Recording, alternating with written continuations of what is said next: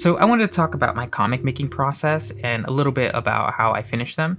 So at this point, I've already drawn my storyboard. I've got it uploaded here, and you can see me in the first panel just tracing over what I've done. And I generally like what I have going on here. In the second panel, though, I do start with the background. I do draw just hints of a background in my storyboard, but I kind of throw it out a little bit so I can just start from something that's totally from scratch using the perspective tool, make sure everything's right, and make sure I communicate everything properly. But in the third panel, you'll see me totally scrap what's going on. I don't like the composition. I don't like what's going on, and I go for something totally different. I have a reference pose going on. The fourth panel, which is the one we'll talk about the most here, I kind of go back and forth between the composition, which way Nabal is facing, where the characters are, and I also do something that I take from Hunter x Hunter, at least at the time. Hunter x Hunter is not the only one to do this, but to have a character pop out of a panel, you'll see that a lot in that manga, but it's not exclusive. And so the reason I'm doing that is because it's really important what Nabal is saying here, and Nabal is dropping a bunch of lore.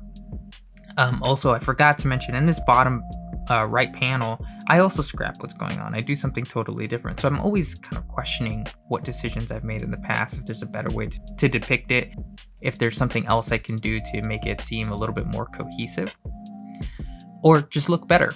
And so I'm coming back to the center panel, and I change the composition. I pop him out of the panel a little bit because what Nabal is saying is dropping some subtle foreshadowing about a very important part of the lore within the cave that they might be exploring sometime soon.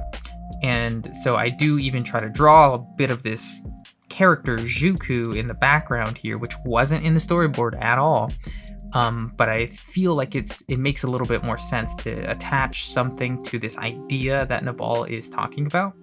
And so one thing you'll notice in the bottom three panels is that I don't include backgrounds. And the reason for that is A, to highlight the seriousness of the situation or the emotions that the characters are feeling, or B, like in the center panel, be able to include another character that's speaking in the background, or to include the concept that is being hinted at here in kind of a shadowy way where we don't really know what it is, but we're getting a bit of a hint at it.